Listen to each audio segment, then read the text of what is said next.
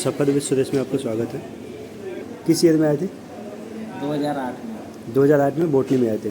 उस time botany में project में आए थे।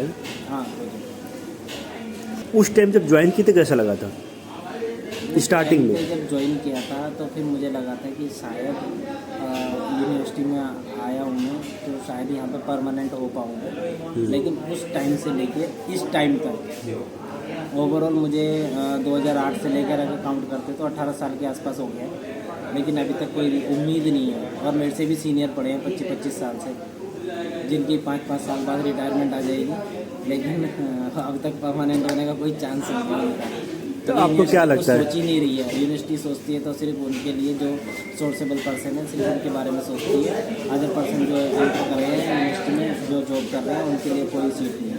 आपको क्या लगता है कि वो एलिजिबल नहीं थे या फिर उनके साथ नाइंसाफ़ी हुई है जिसका अभी तक नहीं हो पाया? जिसका अभी तक नहीं हो पाया उसके लिए आपके हिसाब से क्या लगता है? नाइंसाफ़ी है, क्योंकि उनके बच्चे अब तक मतलब शादी लायक हो गए हैं, तो वो बच्चों को शादी करें या अपने परमानेंट होने के सपने देखें, कुछ समझ में नहीं आ रहा। अगर वो परमानेंट भी होते हैं तो 2 साल बाद उनकी रिटायरमेंट आ जाएगी, उन्हें बेनिफिट्स भी नहीं मिल पाएंगे। अब तक तो उन्होंने कॉन्ट्रेक्चुअली अपनी सारी ज़िंदगी काट दी, तो कोई फ़ायदा नहीं है।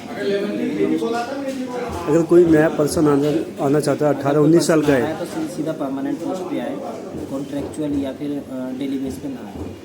ये होता है क्योंकि यूनिवर्सिटी उसके बारे में कुछ सोचती नहीं, हायर अथॉरिटी कभी सोचती नहीं है उसके बारे में कि उसको परमानेंट भी करना। क्योंकि जो नया भी बच्चे रिक्रूटमेंट होता है, एग्ज़ाम होता है, उसमें जो तो फ्रेश पढ़ के आता है वो तो आपको बीट कर जाएगा। वो बीट कर जाएगा और आप जब टेस्ट देने बैठोगे तो आपको कुछ समझ में भी नहीं आएगा, क्योंकि आप कुछ पढ़ ही नहीं सकते। पढ़ोगे तो यहाँ पे कैसे पढ़ोगे, यहाँ पे काम करना है और फिर घर जाने के बाद बच्चे हैं तो कैसे पढ़ पाओगे।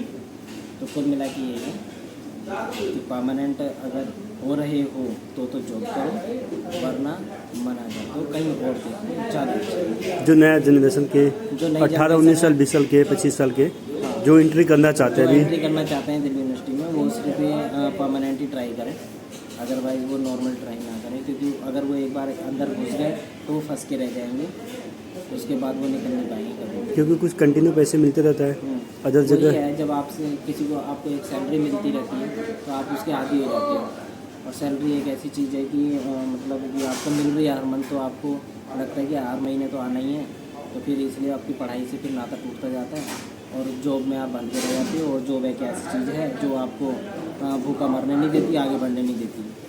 इसलिए मेरे हिसाब से तो खुद का बिजनेस करना चाहिए।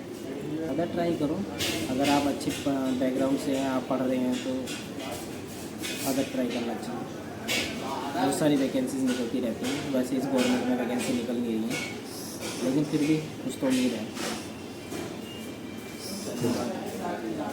सर आपका जो एक्सपीरियंस रहा काफ़ी बहुत धन्यवाद आपका सर, बहुत बहुत धन्यवाद। आपका चाउमीन आ गई है, आप इसका मज़े लीजिए। Thank you. So guys